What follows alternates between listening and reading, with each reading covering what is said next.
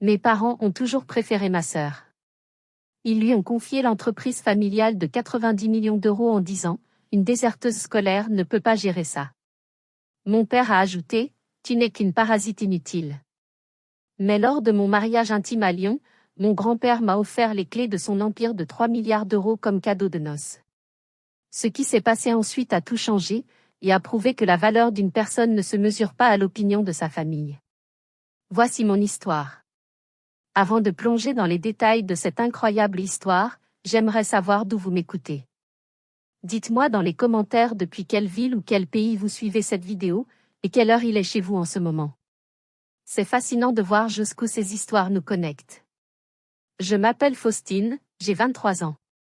Toute ma vie a tourné autour d'une seule chose, l'odeur du beurre chaud, de la vanille et du chocolat fondant. Ma vie, c'était Maison Roche, la chaîne de pâtisserie et salon de thé que mon grand-père, Léandre, avait bâti à Lyon. Une institution. Un patrimoine estimé à 90 millions d'euros. Je me souviens encore de mes 15 ans. J'étais dans le laboratoire principal, couverte de farine, essayant de maîtriser la pâte à choux. Mon grand-père avait posé sa main lourde mais bienveillante sur mon épaule.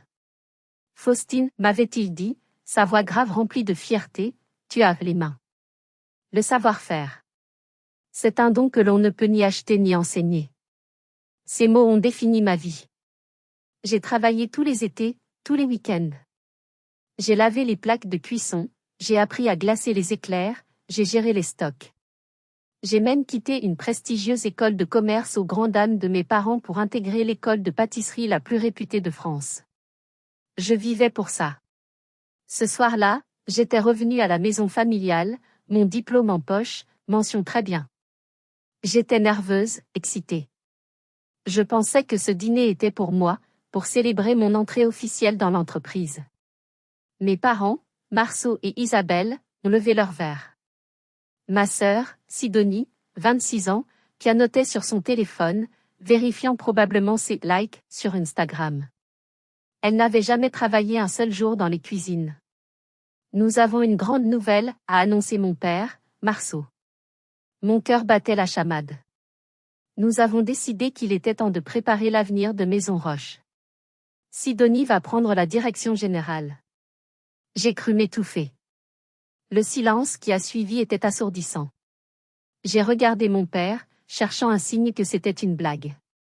Mais, papa, ai-je bégayé, j'ai mon diplôme. Je connais chaque rouage de l'entreprise. J'ai les mains, point. Ma mère, Isabelle, a eu un petit rire pincé. Oh, Faustine. Sois réaliste. Tu es une excellente artisane, c'est vrai. Mais pour diriger une entreprise de 90 millions d'euros, il faut une vision. Il faut du charisme. Elle a désigné Sidonie. Ta sœur a cette vision. Elle comprend l'image de marque, le marketing. Tu es trop simple, Faustine, a ajouté mon père. Ce n'était pas méchant, c'était un fait pour lui.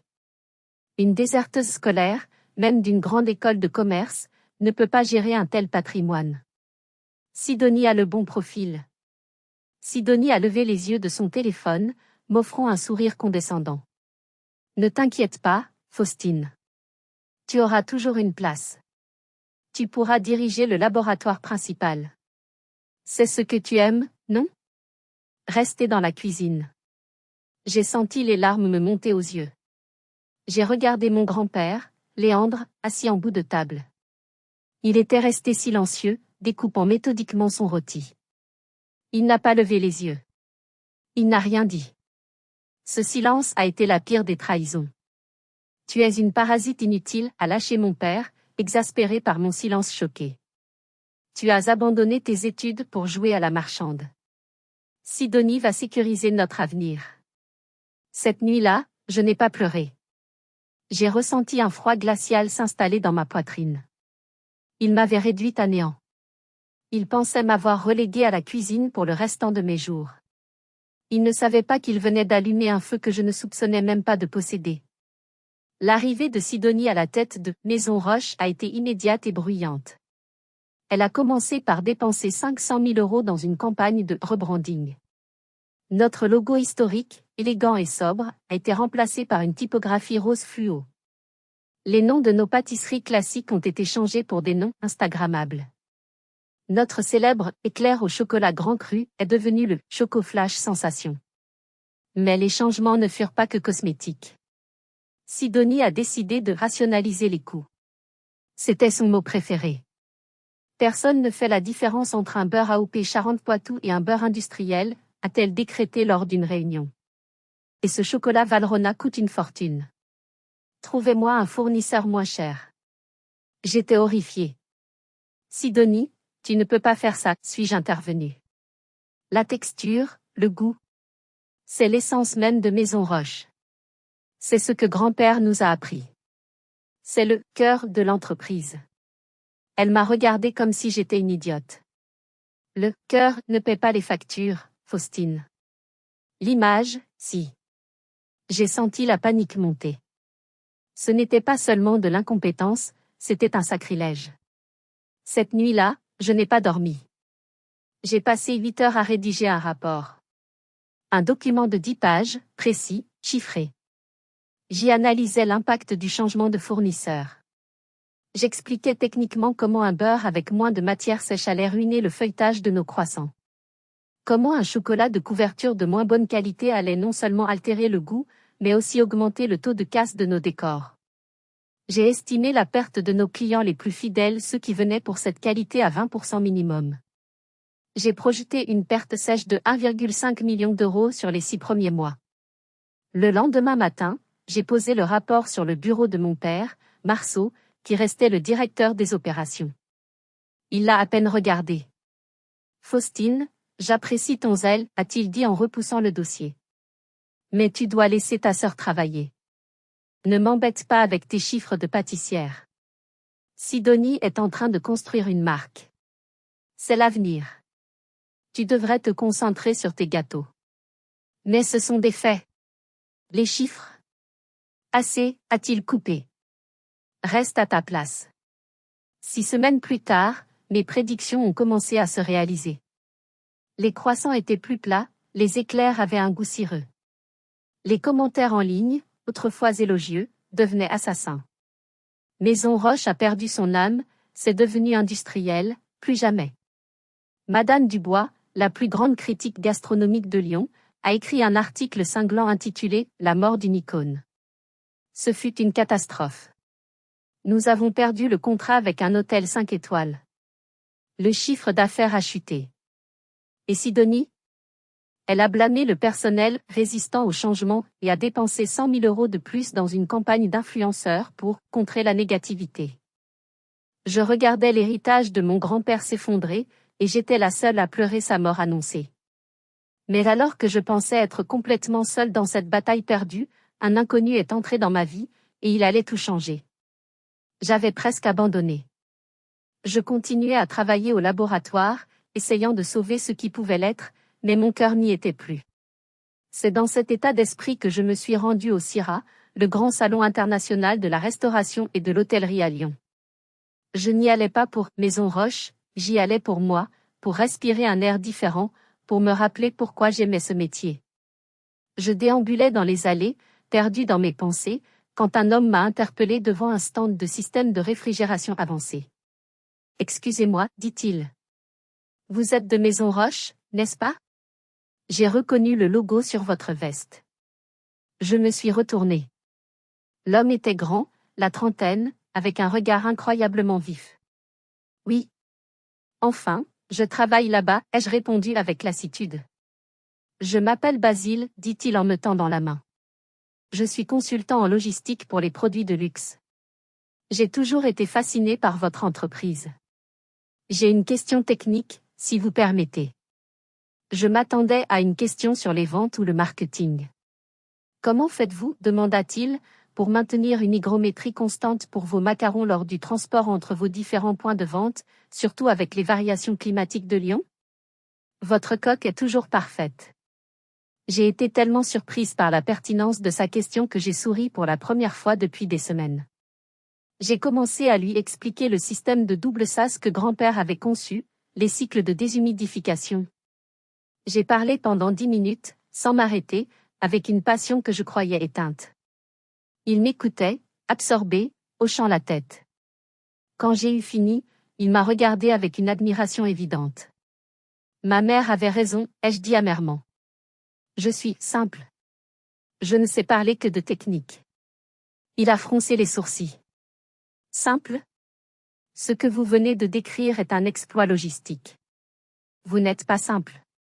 Vous êtes la seule personne que j'ai jamais rencontrée qui comprend comment la machine fonctionne réellement. Cette phrase. Elle a résonné en moi. C'était l'exact opposé de ce que ma famille me disait. Nous avons pris un café. Puis un autre. Nous avons parlé pendant 3 heures. Je lui ai tout raconté. L'entreprise, Sidonie, le rapport de 10 pages ignoré. Il a écouté. Vraiment écouté. Il était indigné pour moi. Basile était tout ce que ma famille n'était pas. Il était logique, juste, et il voyait ma passion non pas comme une faiblesse, mais comme ma plus grande force. Nous avons commencé à nous voir. Il m'a emmené dîner dans des bouchons lyonnais, nous avons refait le monde. Il était spécialisé dans l'optimisation des chaînes d'approvisionnement, je connaissais la production sur le bout des doigts. Nous étions un couple parfait, non seulement dans la vie, mais aussi dans les affaires. 1 an plus tard, Basile m'a demandé en mariage sur la colline de Fourvière, avec tout Lyon scintillant à nos pieds. J'ai dit oui, les larmes aux yeux. J'allais enfin construire ma propre famille, mon propre bonheur, loin de la toxicité de Maison Roche. Basile était ma lumière, mon encre. Nous avons décidé d'organiser un mariage simple, intime. Mais ma famille, elle, n'avait pas encore joué sa dernière carte. Il s'apprêtait à me jeter le seau d'eau le plus glacial, le plus cruel qui soit. Quand nous avons annoncé nos fiançailles, la réaction de ma famille a été tiède. Oh, c'est bien, Faustine, avait dit ma mère au téléphone. Un consultant en logistique. Très pratique. Sidonie avait juste envoyé un emoji, pouce levé. Mais une semaine plus tard, mes parents nous ont invités à dîner dans un grand restaurant étoilé. Pour fêter ça, avait dit mon père. Et pour parler un peu de l'avenir. J'étais méfiante. Basile aussi. L'ambiance était tendue. Le repas s'est déroulé dans une conversation forcée sur la météo et la politique. Puis, au moment du dessert, mon père s'est raclé la gorge. Faustine, a-t-il commencé, maintenant que tu vas te marier, que tu vas avoir ta propre vie, ta mère et moi pensons qu'il est temps de clarifier les choses. Pour le bien de tous. Ma mère a sorti un dossier en cuir de son sac et l'a fait glisser vers moi sur la nappe blanche. Qu'est-ce que c'est, ai-je demandé. Juste une formalité légale, a dit mon père d'un ton léger. Pour te détacher officiellement de l'entreprise. Tu sais, pour que tout soit propre. Tu as ta vie, nous avons la nôtre. C'est juste pour simplifier la structure de propriété avant que Sidonie ne lance son plan d'expansion. J'ai ouvert le dossier. C'était du jargon juridique dense. J'ai vu mon nom, Maison Roche. J'étais fatiguée de me battre. J'ai cherché un stylo. Attends, a dit doucement Basile, posant sa main sur la mienne. Laisse-moi jeter un œil. C'est mon métier, après tout. Mon père a semblé agacé. Ce n'est vraiment pas la peine, Basile. C'est une affaire de famille.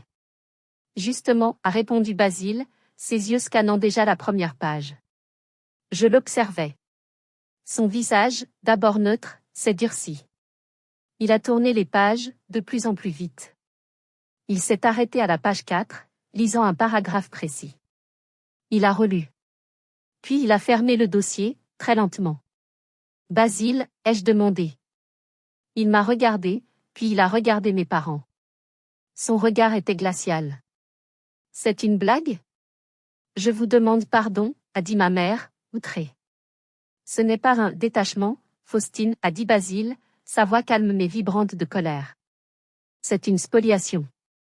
Vous lui demandez de signer un document où elle renonce, je cite, à perpétuité, irrévocablement, et sans contrepartie, à tout droit, titre, ou intérêt, présent ou futur, sur la totalité du patrimoine familial Roche, y compris, mais sans illimité, les actifs de Maison Roche et de toutes ses sociétés affiliées. Point. Le sang a quitté mon visage. Vous essayez de la déshériter complètement, a dit Basile, posant les faits sur la table. Mon père a rougi. C'est pour simplifier. Les avocats disent que la structure de propriété de mon père, compliquée. Nous devons nettoyer tout ça. Nettoyer? J'ai enfin trouvé ma voix. Elle tremblait. Vous avez essayé de me piéger. Faustine, ne sois pas mélodramatique. A commencé ma mère. Non, ai-je crié, me levant d'un coup. Les autres clients du restaurant se sont retournés. Vous m'avez humilié.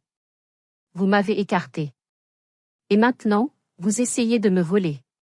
Vous essayez de m'effacer. Je tremblais de la tête aux pieds. J'ai regardé mon père. Même en tant que raté, je vous fais assez peur pour que vous me tendiez ce piège? Qu'est-ce que vous craignez? Que je vous fasse un procès? Ils n'ont pas répondu. C'était donc ça. J'ai pris mon sac. Gardez vos papiers. Gardez votre argent. Vous ne me verrez plus. J'ai attrapé la main de Basile et nous sommes sortis du restaurant, laissant mes parents stupéfaits au milieu de leur dessert. C'était la trahison de trop. J'étais leur fille, et ils ont essayé de me déshériter avec un sourire. Que auriez-vous fait à ma place? Auriez-vous signé juste pour avoir la paix? Ou seriez-vous parti comme je l'ai fait?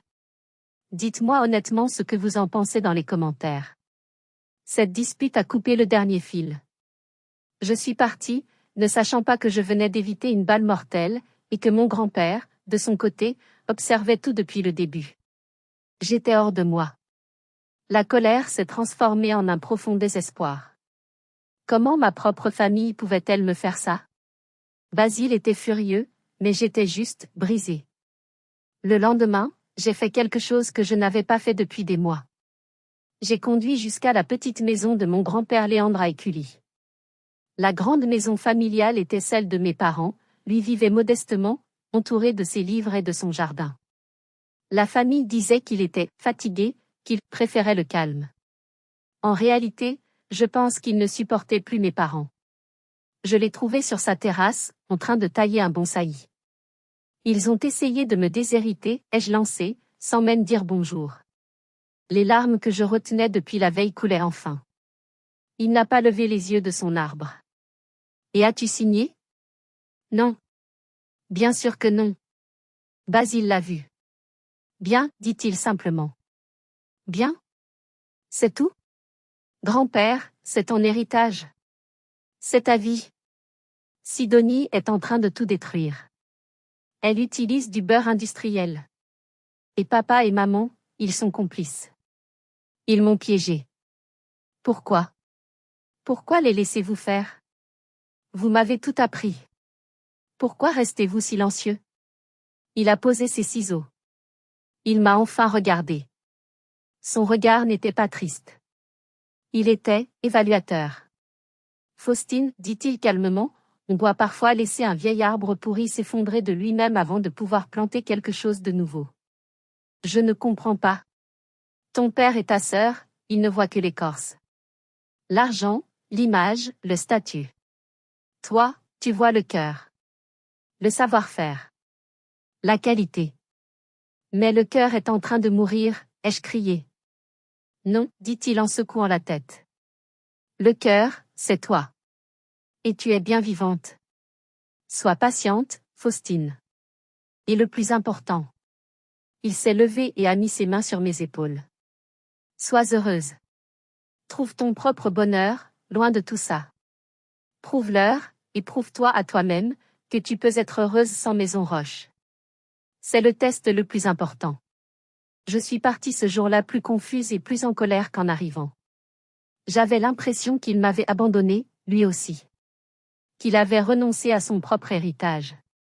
Je me suis plongée dans les préparatifs de mon mariage.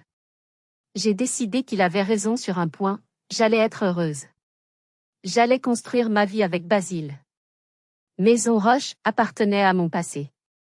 4 mois avant le mariage, mon grand-père Léandre est mort dans son sommeil. Une crise cardiaque. J'étais dévastée. J'ai pleuré pendant des jours. Il était parti.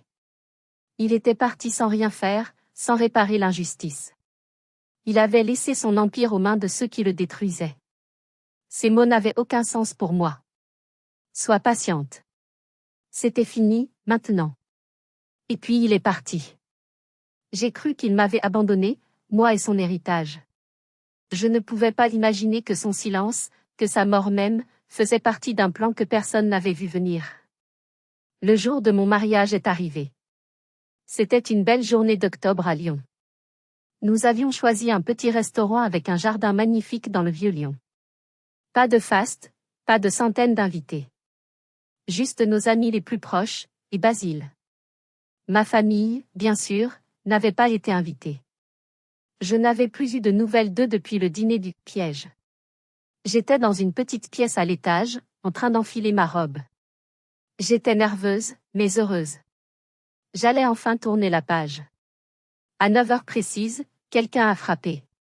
Ce n'était pas mademoiselle d'honneur. C'était un homme en costume sombre, portant une mallette. Mademoiselle Faustine Roche? Oui. Je suis maître Dubois, le notaire personnel de feu monsieur Léandre Roche. J'ai pour instruction formelle de vous remettre ceci, en main propre, à 9 heures précises, le jour de votre mariage. Mon cœur s'est arrêté. Il m'a tendu une grande boîte en bois de noyer. Je l'ai ouverte. À l'intérieur, il y avait une seule enveloppe épaisse, scellée à la cire. Mon nom était écrit dessus, de l'écriture élégante et penchée de mon grand-père. Mes mains tremblaient si fort que j'ai à peine réussi à briser le sceau. J'ai déplié la lettre. Ma très chère Faustine, si tu lis ceci, cela signifie deux choses, je ne suis plus de ce monde, et tu t'apprêtes à épouser l'homme que tu aimes. J'aurais donné n'importe quoi pour être là, pour te voir. J'ai dû m'arrêter, les larmes me brouillaient la vue. J'ai repris ma respiration et j'ai continué. Je t'ai observé toute ta vie. Je t'ai vu être sous-estimé, ignoré. J'ai vu tes parents te qualifier de « simple ». Mais moi, j'ai vu le cœur. J'ai vu la même flamme qu'en moi. Ce que ton père et ta sœur ne savent pas, Faustine, c'est ce que je vais te révéler maintenant. Je n'ai jamais, jamais, transféré la propriété de Maison Roche à ton père. J'ai halté. J'ai dû m'asseoir. Ton père pense qu'il possède tout. En réalité, il n'a toujours été qu'un gérant, un employé de haut rang. Maison Roche, estimée à 90 millions d'euros, n'est qu'une petite filiale. Elle a toujours été la propriété exclusive d'une société mère que j'ai créée il y a 40 ans, la Société de gestion du Rhône. Cette société mère, ma chère Faustine, possède les murs de chaque boutique, les terrains, et un portefeuille d'investissements immobiliers et financiers à travers l'Europe. Sa valeur n'est pas de 90 millions. Elle est de 3 milliards d'euros. Je ne respirais plus. C'était impossible. Aujourd'hui, en cet instant précis, le jour où tu te maries avec un homme qui t'aime pour qui tu es, et non pour l'argent que tu n'avais pas, le contrôle total et la propriété exclusive de la Société de gestion du Rhône te sont transférés. J'avais besoin de savoir que tu étais forte par toi-même, Faustine. J'avais besoin de savoir que tu pouvais trouver le bonheur sans mon argent. C'était mon test. Tu l'as réussi. Maintenant, va. Montre-leur de quoi est fait le cœur de Maison Roche. Montre-leur qui tu es. La lettre est tombée de mes mains. J'étais la propriétaire. De tout. Mon père, ma mère, ma sœur, ils travaillaient pour moi. Mes mains tremblaient. J'allais me marier. Et j'allais entrer en guerre. Et juste à cet instant, la guerre a frappé à la porte. La porte s'est ouverte brusquement. C'était Basile. Il n'était pas souriant. Il avait l'air tendu. Faustine, chérie, ne panique pas. Mais, ta famille est là. En bas? Ils font une scène. Quoi? Ils crient après l'organisateur. Ils viennent apparemment de recevoir un email. J'ai regardé la lettre de mon grand-père, puis Basile. J'ai compris. Les avocats, ai-je murmuré. J'ai ramassé la lettre. J'ai tendu à Basile la deuxième enveloppe que maître Dubois m'avait laissée, marquée « Pour Basile ». Il l'a ouverte, l'a lue en diagonale. Ses yeux se sont écarquillés. Il a relevé la tête vers moi, un lent sourire se dessinant sur son visage. Eh bien, Madame la présidente directrice générale, a-t-il dit. J'ai pris une grande inspiration. J'ai lissé ma robe de mariée. Allons-y. Je suis descendu. La musique s'était arrêtée. Les invités nous regardaient, confus.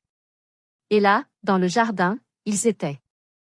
Mon père, ma mère, et Sidonie, tous les trois en habit du dimanche, hurlant sur le pauvre organisateur. C'est un scandale, criait mon père, son téléphone à la main. Une convocation à une réunion d'urgence du conseil d'administration. Par une nouvelle PDG. C'est une erreur informatique. Où est Faustine, a hurlé Sidonie. C'est elle qui est derrière tout ça, j'en suis sûre. Je suis sortie dans l'allée du jardin. Le soleil a frappé ma robe blanche. Le silence s'est fait. C'est quoi cette blague, Faustine, a craché Sidonie en me voyant. C'est moi la PDG. Tu as piraté nos emails? Je me suis approchée d'eux, calmement. Basile à mes côtés. Non, Sidonie.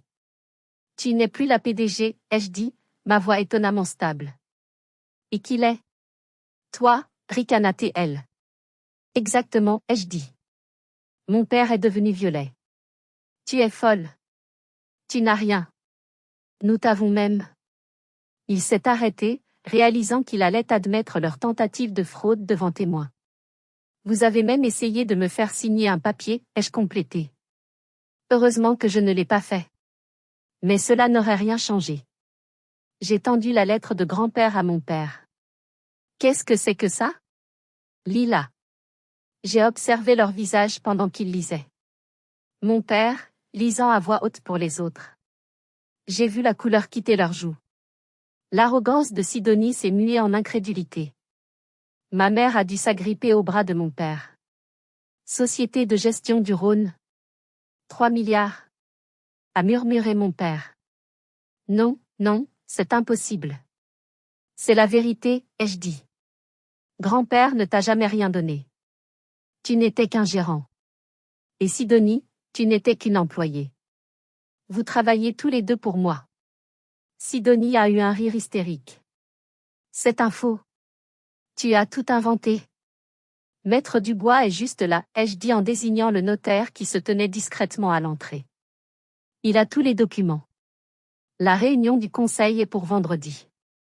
Vous êtes convoqués. Je me suis tournée vers eux. Ma voix était froide. Sidonie, tu fais une scène dans mon entreprise, pendant mon mariage. Papa, maman, vous pouvez rester en tant qu'invité, et vous taire. Ou vous pouvez partir. Maintenant. Décidez. Ils m'ont dévisagé. La haine dans leurs yeux était palpable. Tu le regretteras, a sifflé ma mère. Sans un mot de plus, ils ont fait demi-tour et sont partis. Je les ai regardés s'éloigner. Puis je me suis tournée vers Basile et mes invités. J'ai souri. Désolé pour l'interruption. Je crois que nous avons un mariage à célébrer. Si vous êtes arrivés jusqu'ici, laissez un commentaire pour nous dire ce que vous auriez fait à la place d'OP. Vous pouvez aussi écrire simplement le chiffre 1 pour montrer que vous suivez encore. Et dites-nous, vous regardez cette histoire depuis quelle région ou quel pays? Le vendredi matin, à 8h-5, j'ai poussé les portes en verre du siège de Maison Roche. Je ne portais pas une robe de mariée cette fois, mais un tailleur pantalon sobre, bleu marine. Pratique, professionnel. Le même genre de tenue que je portais en tant que chef de laboratoire. L'agent de sécurité à l'accueil, qui m'avait vu des centaines de fois sans jamais vraiment me regarder, s'est levé d'un bond. Bonjour. Madame. PDG? Il était visiblement confus. Bonjour, Jean-Pierre, ai-je dit calmement. Comment va votre fille? Il m'a regardé, stupéfait que je connaisse son nom. Elle va mieux, merci. J'ai hoché la tête et je me suis dirigé vers l'ascenseur de la direction. Quand je suis entré dans la salle du conseil, ils étaient tous là. Le silence était électrique. Mon père, Marceau, était assis à la place d'honneur, au bout de la table. La place du PDG. Comme si de rien n'était. Sidonie était à côté de lui, les bras croisés, l'air furieux. Les autres membres du conseil, tous de vieux amis de Léandre, me regardaient avec une curiosité intense. J'ai marché jusqu'au bout de la table et j'ai posé ma mallette. Bonjour à tous, ai-je dit. Merci d'être venu si rapidement. Puis j'ai regardé mon père. Papa. Tu es assis à ma place. Il a tressailli. Faustine, sois raisonnable. Nous pouvons discuter de tout ça. Il n'y a rien à discuter, ai-je dit, ma voix résonnant dans la pièce. Veuillez vous lever. Il m'a foudroyé du regard. L'atmosphère était si tendue qu'on aurait pu la couper au couteau. C'est alors que M. Bernard, le plus vieil ami de mon grand-père et membre du conseil depuis 40 ans, s'est levé. Marceau, dit-il de sa voix grave. Nous avons tous reçu les documents de Maître Dubois hier soir. Nous les avons fait vérifier par nos propres avocats. Tout est en ordre. La Société de gestion du Rhône a toujours été l'actionnaire majoritaire. Et mademoiselle Faustine en est la nouvelle propriétaire et présidente. Veuillez lui céder votre place. Le visage de mon père s'est décomposé. C'était une chose que je le dise. C'en était une autre que Bernard le confirme. Humilié, il s'est levé lentement et a pris une chaise sur le côté. Je me suis assise. J'ai ouvert mon ordinateur portable. Bien. Commençons. C'est ridicule, a explosé Sidonie. C'est une ratée. Elle n'a même pas fini ses études de commerce. Elle va tout couler. J'ai levé les yeux vers elle. Froidement. Sidonie Roche, ai-je dit formellement. En tant que présidente du conseil d'administration, ma première décision est de vous suspendre de vos fonctions de directrice générale, avec salaire, à compter de cet instant. Tu ne peux pas faire ça. Je le peux. Et je le fais. Une équipe d'audit indépendante va être mandatée pour examiner en détail toutes les dépenses que vous avez engagées au nom de la société durant les 6 derniers mois. Y compris les 500 000 € de rebranding et les notes de frais de vos déjeuners d'influenceurs. Le visage de Sidonie est passé du rouge au blanc. La sécurité va vous raccompagner à votre bureau pour récupérer vos effets personnels. Vous êtes prié de rendre votre carte de crédit d'entreprise et votre téléphone. Elle m'a regardé, la bouche ouverte, cherchant du soutien auprès de notre père. Mais Marceau regardait ses chaussures, vaincu. Sidonie s'est levée d'un coup, renversant presque sa chaise. Vous le regretterez tous, a-t-elle hurlé avant de sortir de la pièce en claquant la porte. Le silence est revenu. J'ai regardé mon père. Papa. Tu es toujours directeur des opérations, pour l'instant. Mais tu me reportes directement. Chaque décision, chaque dépense, passe par moi. C'est clair? Il a hoché la tête, incapable de me regarder. Bien, ai-je dit en me tournant vers le reste du conseil. Maintenant, parlons de la situation réelle de cette entreprise. J'ai branché mon ordinateur au projecteur. Le premier slide est apparu sur le grand écran. Ce n'était pas un beau graphique. C'était une ligne rouge plongeante. Voici la réalité, ai-je annoncé. Nous ne sommes pas en transition. Nous sommes en chute libre. Le chiffre d'affaires a baissé de 22% en 6 mois. Les plaintes clients ont augmenté de 300%. Notre taux de rétention du personnel est le plus bas de notre histoire. 3 de nos boutiques phares sont désormais déficitaires. Les membres du conseil se tortillaient sur leur siège. Ils savaient que ça allait mal, mais Sidonie et mon père leur avaient caché l'ampleur du désastre.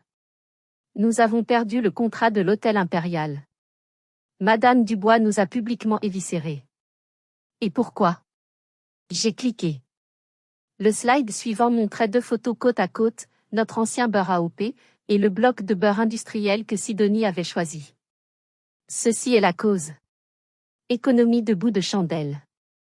Nous avons trahi notre promesse fondamentale, la qualité. Mon père s'est enfoncé un peu plus dans sa chaise. Son visage était gris.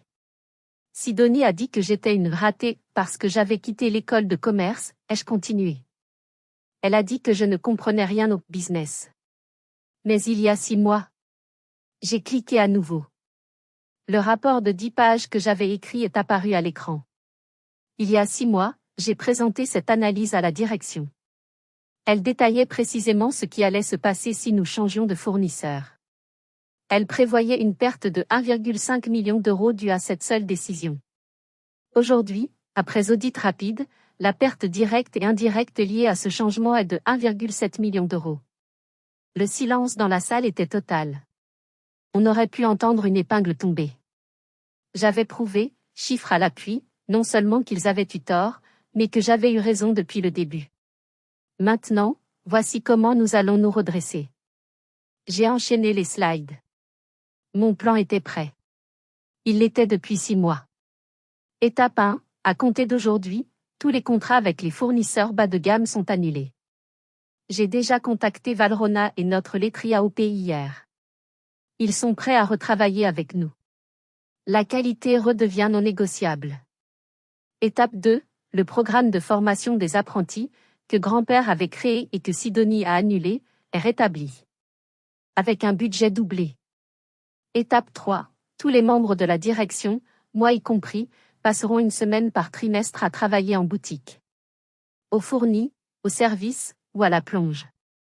On ne peut pas diriger une entreprise dont on ne comprend pas le quotidien. Étape 4, nous allons geler toutes les dépenses marketing superflues et réinvestir cet argent dans nos employés et nos produits. Je parlais avec une assurance que je ne me connaissais pas.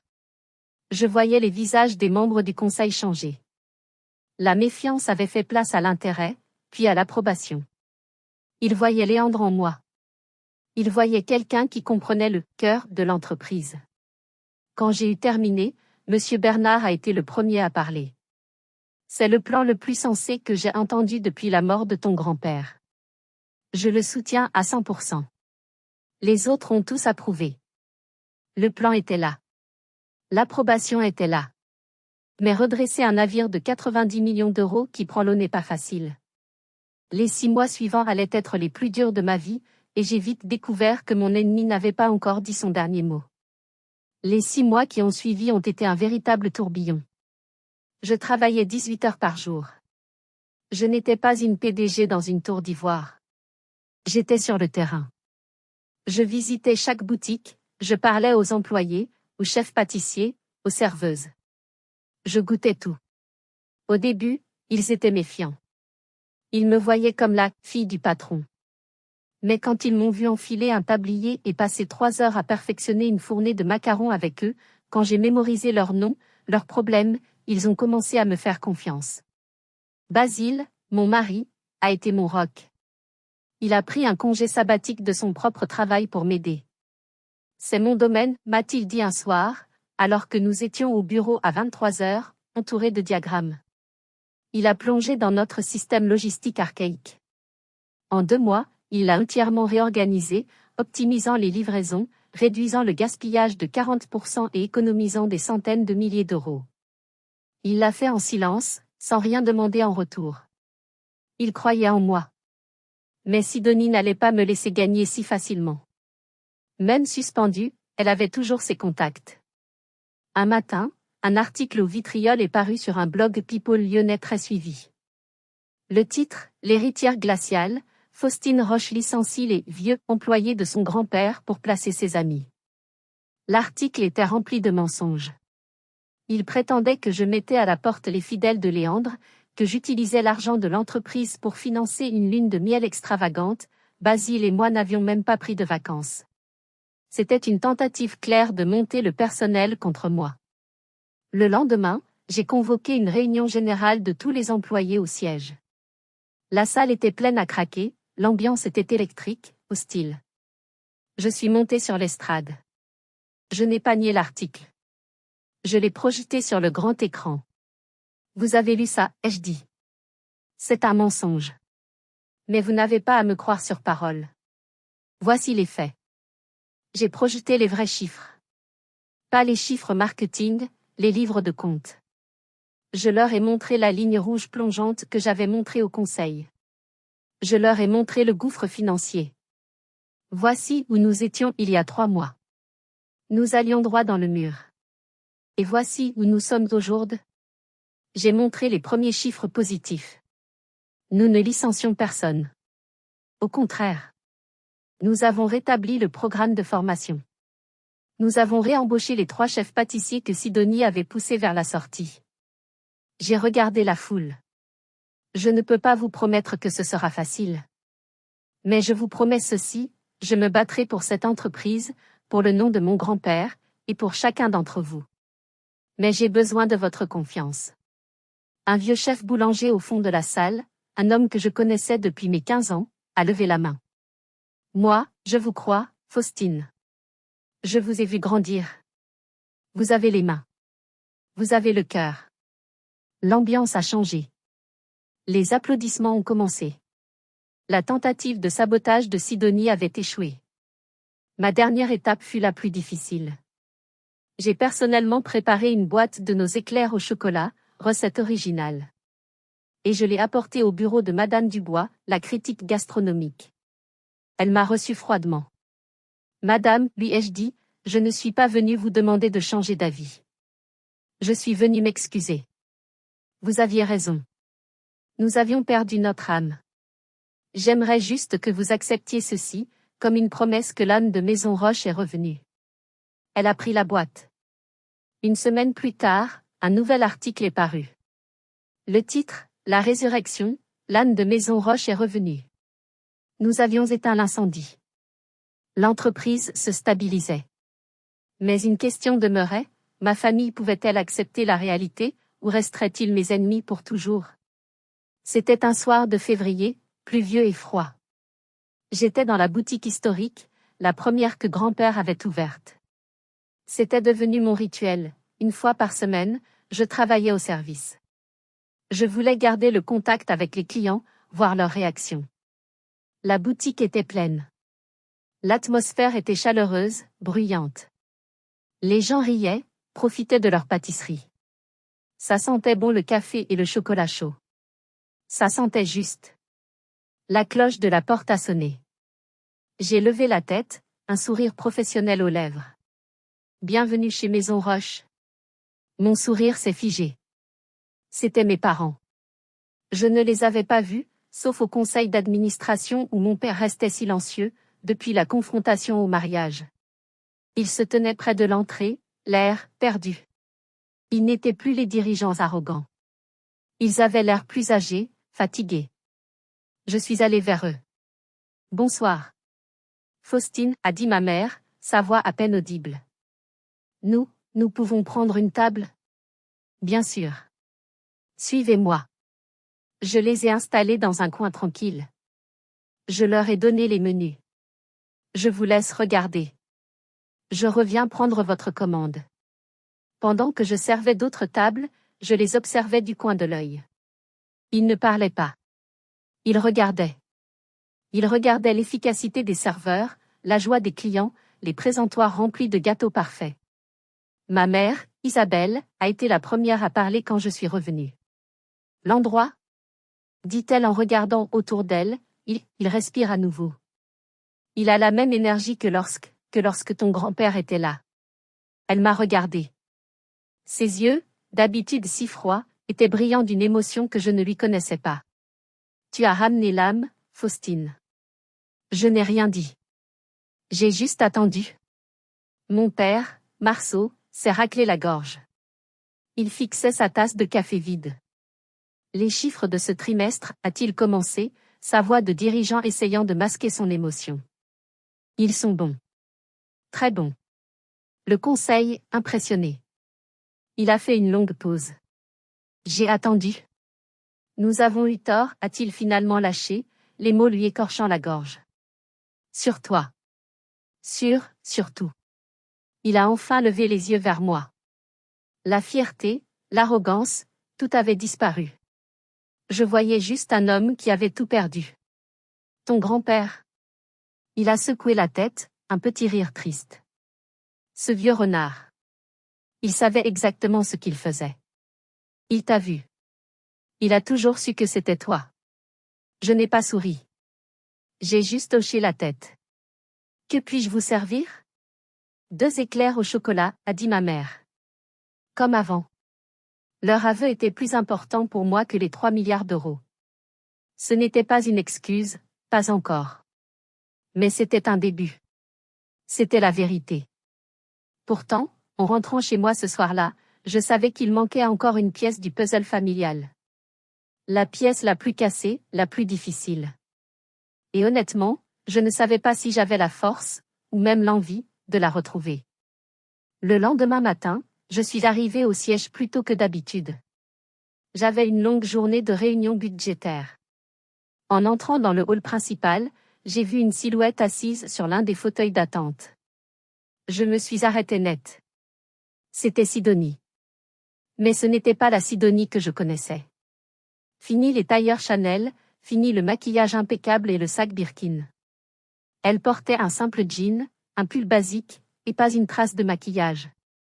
Ses cheveux, d'habitude si parfaitement coiffés, étaient attachés en une queue de cheval terne. Elle avait l'air diminué. Elle m'a vue et s'est levée d'un bond, nerveuse. Elle tenait un papier plié dans ses mains. Faustine. Sidonie. Qu'est-ce que tu fais là? Elle a baissé les yeux, fixant le sol en marbre. L'audit est terminé, n'est-ce pas? Oui. La semaine dernière. L'audit avait révélé qu'elle avait détourné près de 200 000 € en dépenses personnelles. Assez pour la poursuivre en justice. Mes comptes sont gelés, a-t-elle dit d'une voix blanche. L'appartement de fonction a été saisi. Tous mes amis, ils ont disparu dès que la carte de crédit d'entreprise a été coupée. Elle a fait un pas vers moi. J'ai essayé de trouver du travail. J'ai postulé chez Dior, chez Hermès. Ils m'ont tous dit la même chose. Que je n'avais aucune expérience réelle. Que je ne savais rien faire. Elle a finalement levé les yeux. Ils étaient remplis de panique. Ils ont raison, Faustine. Je ne sais rien faire. J'ai faim. Elle m'a tendu le papier qu'elle tenait. C'était un formulaire de candidature de Maison Roche. Pour un poste de stagiaire, service et vente. Je ferai n'importe quoi, a-t-elle murmuré. Je laverai le sol. Je ferai la plonge. S'il te plaît. J'ai regardé ma sœur. L'arrogance avait été remplacée par une peur brute. Ce n'était pas du remords. C'était de la survie. C'était plus réel que tout ce qu'elle m'avait jamais montré. J'ai pris le formulaire. Je l'ai regardé droit dans les yeux. La formation commence lundi. 6 heures du matin. À la boutique de la Croix-Rousse. Ne sois pas en retard. Elle m'a regardé, incrédule. Puis elle a hoché la tête, si vite que j'ai cru qu'elle allait pleurer. Je serai là. Merci. Elle est partie presque en courant. Ce soir-là, Basile m'a prise dans ses bras. Tu es sûre de toi? Après tout ce qu'elle t'a fait? J'ai regardé par la fenêtre, les lumières de Lyon. Grand-père a donné une seconde chance à papa, qui était complice. Je donne à Sidonie sa première vraie chance. Une chance d'apprendre ce que signifie le mot « travail ». J'ai serré sa main. Mais je ne suis pas grand-père. Je ne resterai pas silencieuse si elle échoue. L'entreprise passe en premier. Toujours. La famille, c'est compliqué. La mienne a dû exploser pour pouvoir, peut-être, un jour, se reconstruire. Mon histoire est un long voyage, mais elle m'a appris une chose essentielle, votre valeur n'est jamais déterminée par l'opinion des autres, même de votre propre famille. Elle est déterminée par votre passion, votre intégrité, et votre refus d'abandonner. Si vous vous êtes déjà senti sous-estimé, incompris, ou trahi par ceux qui auraient dû vous soutenir, partagez votre expérience dans les commentaires. Vos histoires comptent. Merci de m'avoir écouté. Si cette histoire vous a touché, n'oubliez pas de laisser un j'aime, de vous abonner, et de cliquer sur la cloche pour ne manquer aucune de nos prochaines histoires. À très bientôt.